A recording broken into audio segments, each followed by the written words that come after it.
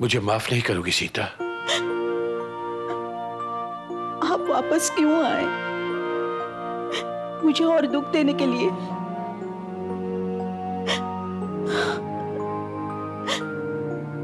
पहले तो मैं इंतजार करती थी, लेकिन अब इंतजार भी खत्म हो गया। ये भ्रम भी टूट गया कि आप अब जहां भी हैं, जैसे भी हैं, मेरे हैं। लगता था एक न एक दिन सारी नाराजगी दूर हो जाएगी और आप वापस लौटेंगे। मेरी तुमसे कैसी नाराजगी? याद है जिस दिन आप बंबई जाने के लिए मजबूर हो गए थे, न जाने मैंने आपसे क्या क्या कह दिया था। यह भी कह दिया था कि अगर आप अपनी पत्नी को, बच्चे को पाल नहीं सकते तो निकल जाइए इस घर से, मैं कहीं और शादी कर लूंगी। हाँ, मुझे याद है। शायद इसीलिए जब पृथ्वी ने मुझे बताया कि तुमने दूसरी शादी कर ली है, तब भी मुझे तुम्हारी इसी बात की याद आई थी।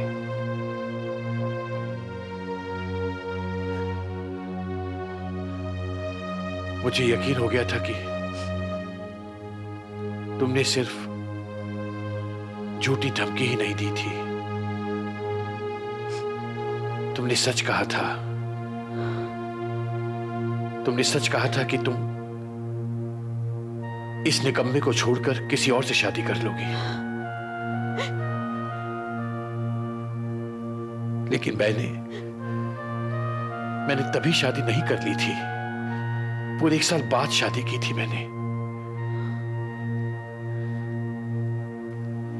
मीता के दोनों बच्चे मुझे बहुत चाहने लगे थे। मीता का भी इस दुनिया में कोई नहीं था। आप इतने बड़े आदमी कैसे बन गए? मीता की मदद से? नहीं, मीता की मदद से नहीं, उसकी लगन से। मुझे बार बार एक ही ख्याल आता था कि अगर मैं अब भी कमाई ना कर सका, अगर मैं अब भी मीता और बच्चों को ठीक से नहीं पाल सका, तो शायद मीता भी तुम्हारी तरह मुझसे तंग आ जाए। जैसे तुमने मुझे एक दिन चले जाने को कह दिया था, हो सकता है कि मीता भी मुझे वैसे ही जाने को कह दे।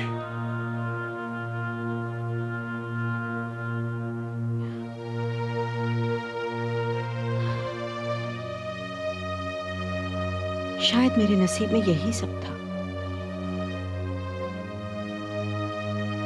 लेकिन जैसे मुझे पता चला कि आप बंबई में हैं, मैंने तुरंत मोहन को वहां भेज दिया। अब तक उसे पता भी चल गया होगा कि आपने दूसरी शादी की है, आपके बच्चे भी हैं। हाँ,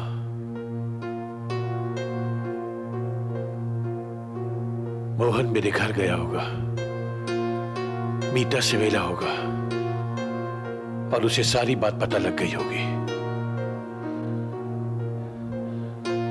उसे तो समझ ही नहीं आ रहा होगा कि कैसे तुमसे कहे, कैसे तुम्हारी बरसों की उम्मीद पर पानी फेर दे।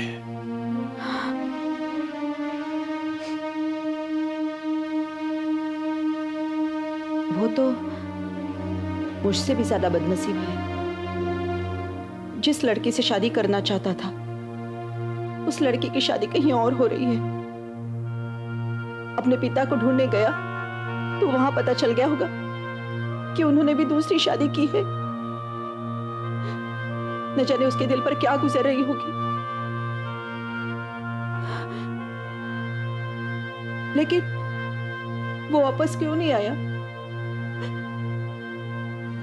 यहां कर झूठ बोल देता कि जिसे वो ढूंढने गया है वो आप नहीं, कोई और है। हो सकता है कि मीता ने उसे रोक लिया हो। मीता ने?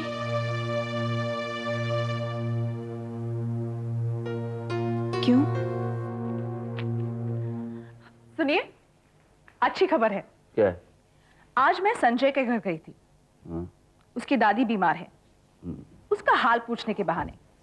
और बातों बातों में मैंने पता कर लिया है कि जनार्दन ने बंबई में दूसरी शादी कर ली। क्या? अगर ये बात सच है ना, तो मैं उसे जीतने नहीं दूंगा। अरे मेरे बहन से तलाक लिए बगैर उसने दूसरी शादी कर ली। तबाह की है उसने जिंदगी मेरे बहन की। दो शादियां करता है क्या? केस करूंगा मैं उसके ऊपर। जिंदगी के बाकी दिन जेल में काटने पड़ेंगे उसे। हाँ, पर अगर सीता ने केस करने से मना कर दिया तो? अरे उसके मना करने से या ना करने से क्या फर्क पड़ता है? जुर्म तो आखिर जुर्म में होता है ना। हाँ, लेकिन दुलारी, जो खबर तूने लाई है वो 100% सही है, ठीक। और वैसे भी उसका बंबई का पता थोड़ी ना अपने पास। आप मुझे शाबाशी दें जब मैं आपको बताऊंगी कि मेरे पास पुरोहित का बंबई का फोन। क्या बात? अभी फोन करके पूछ लीजिए। वाकई लाखों में एक है, हैं? तो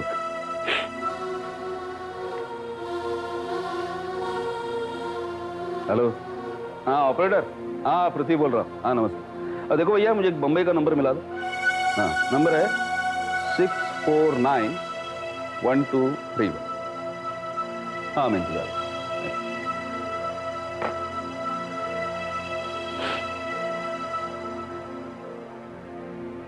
दुलारी, अब तो वो जनाब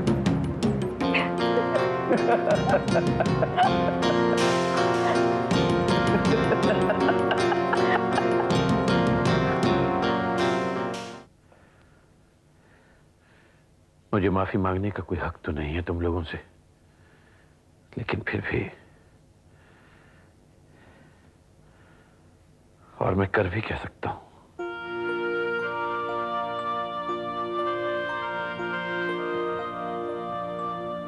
पिताजी, आपसे जो कुछ भी हुआ अनजाने में हुआ। भूल तो किसी से भी हो सकती है। बेटा, दिल्ली में मुझे तेरा मंगेतर मिला था। पुरुषोत्तम? हाँ,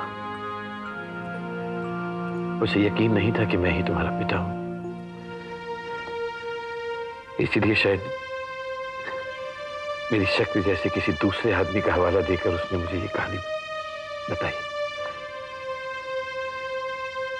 तभी तो मुझे ये पता चला कि पृथ्वी ने वो खत झूठा लिखा था। तभी तो मुझे तुम लोगों की हालत के बारे में पता चला और मैं सच्चाई जानने के लिए यहां चला आया। आप 20 साल पहले क्यों नहीं आए? सच्चाई तो वो थी।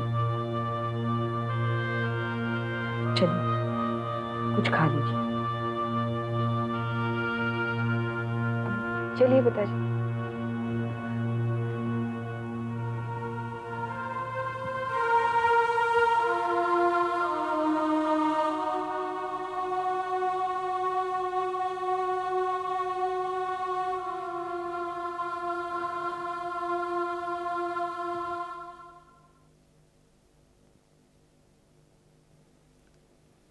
सीता, तुम लोग भी बंबई क्यों नहीं आ जाते?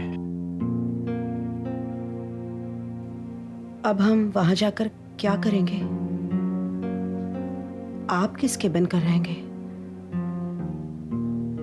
सीता के या मीता के?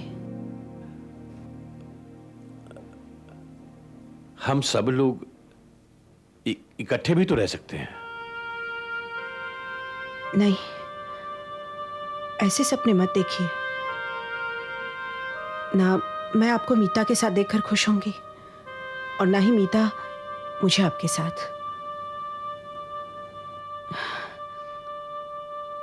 हम दोनों का बराबर का हक है आप पर, और आप तो सिर्फ एक हैं।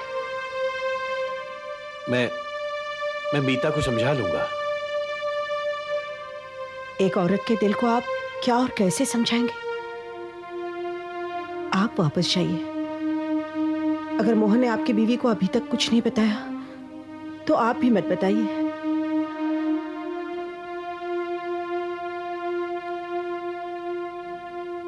सीता, क्या क्या तुम मेरे साथ नहीं रहना चाहती?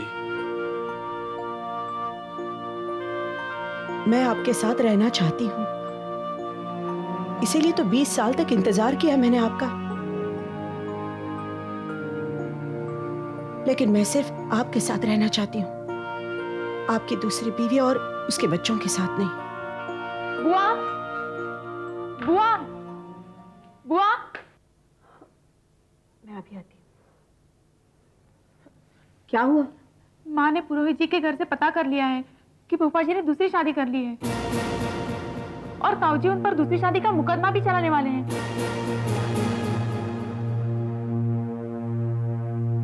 वो और कर भी क्या सकते हैं? वो तो ये भी कह रहे थे बुआ कि फूफा जी को अब अपनी सारी जिंदगी जेल में बितानी पड़ेगी।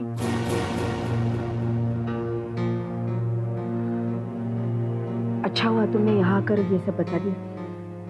जाओ, नहीं तो तुम्हें बहुत डांट पड़ेगी। अच्छा बुआ, मैं चलती हूँ।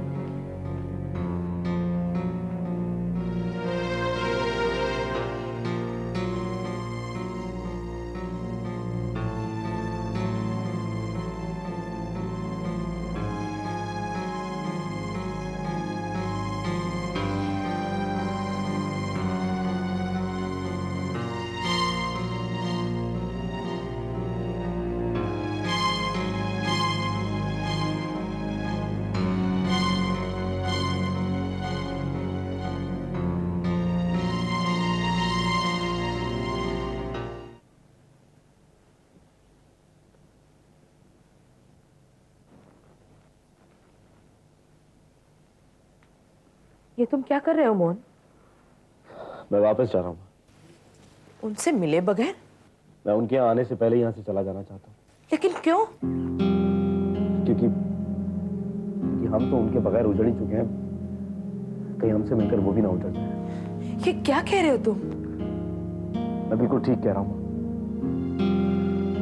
आप ही सोचिए, ये घर जो उन्होंने आपके साथ, बच्चों के साथ मिलकर बनाया, कायम रह पाएगा? जब उन्हें यह पता चलेगा कि उनकी पहली बीवी ने दूसरी शादी नहीं की, वो 20 साल से उनका इंतजार कर रहे हैं, उनके बच्चे गरीबी में पलकर बड़े हुए, क्या गुजरेगी उनके दिल पर? किसको समझाएंगे? अपनी पत्नी, मेरी मां को या अपने आप को?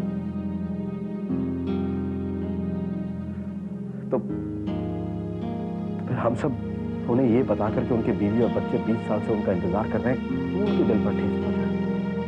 क्यों उन्हें एक ऐसी जगह पर लाकर खड़ा करते हैं जहां रास्ते तो दो हैं लेकिन मंजिल एक भी नहीं?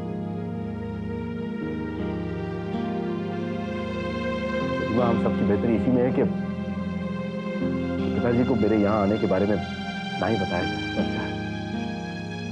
उन्हें पता है कि तुम यहाँ आए हो, लेकिन उन्हें यह नहीं पता है कि मैं कौन हूं, मेरी हकीकत क्या है। वो यही समझेंगे कि आपका भांजा आया था और आकर चला गया। तुम एक बार उनसे मिल तो लो। अगर तुम चाहते हो कि तुम्हारी असलियत उन पर न खुले तो मैं नहीं बताऊंगी, लेकिन उनसे मिलकर चले जाना। और अगर उनसे मिलकर मैं अपने आप पर काबू नहीं रख पाया तो? नहीं छोटी मां, मुझे चले जाना चाहिए यहां से। मोहन, तुमने मुझे माँ कहा है ना, तो मेरी बात तुम्हें माननी होगी। उनसे मिलकर फिर चले जाना। लेकिन इससे क्या फायदा छोटी मां? फिर तसल्ली के लिए। फिर अगर तुम उन्हें बताना चाहते हो कि तुम कौन हो तो बता दो, लेकिन मुझे तो इत्मीनान होगा कि मैं बाप और बेटे के बीच में नहीं आई।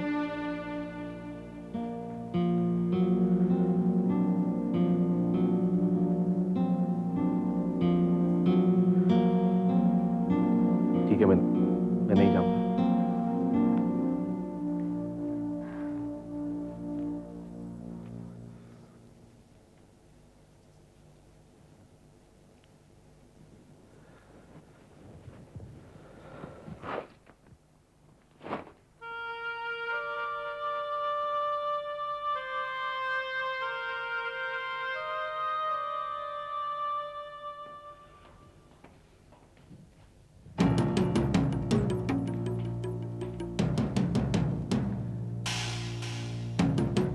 बैठ जाइए ना, थक जाएंगे। इंतजार में बैठा भी नहीं जा रहा, ये फोन भी नहीं बज रहा है।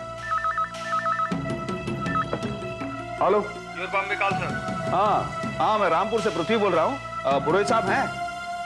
मैं ही बोल रहा हूँ पृथ्वी जी, कहिए क्या सेवा करूं? नहीं, सेवा वेवा छोड़िए। पुरोहित जी, मैंने ये सुना है कि हमारे बहनोई जनार्दन ने कोई दूसरी शादी रचा रखी। तो ये खबर आप तक पहुंची गई? नहीं नहीं, मैं सिर्फ ये जानना चाहता हूँ कि ये खबर सच है या सिर्फ अफवाह है। बिल्कुल सच है। उन्होंने एक तलाकशुदा औरत से शादी की, 2 बच्चे उसके पहले पति से हैं और एक लड़का जनार्दन का है। बहुत बड़ा आदमी बन गया है वो। अरे नहीं पुरोहित साहब, शायद आप किसी दूसरे जनार्दन की बात कर रहे हैं। हाँ, क्योंकि इतना बड़ा आदमी बनने के आसार उसमें तो थे नहीं कभी। पहले मैं भी हैरान रह गया था, बाद में मैं उसे पहचान गया। स्कूल और कॉलेज में हमारे साथ पढ़ता था, हमारी पार्टी का लीडर भी था वो। मैंने ही तो सीता बहन को खत लिखकर सब कुछ बताया है। अब क्या कहूँ पुरोहित साहब, मुझे भी बड़ा तरस आता है अपनी बहन को। पुरोहित साहब, आप अगर मुझे कुछ ठोस सबूत या कुछ प्रूफ भेज देते हैं तो मैं उस पर केस कर लूं। क्या अपनी बहन के दुख का बदला तो ले सकूंगा ना मैं। मेरे ख्याल से 7-8 साल के लिए तो अंदर जाएगा वो। क्यों? आप चिंता ना करें, सीता बहन के दुख का मैंने सुना तो मुझे भी बहुत दुख हुआ। यहाँ पर जो कुछ भी मिलेगा मैं सब इकट्ठा करके आपको भेज दूंगा। हाँ, थैंक यू पुरोहित साहब, थैंक यू।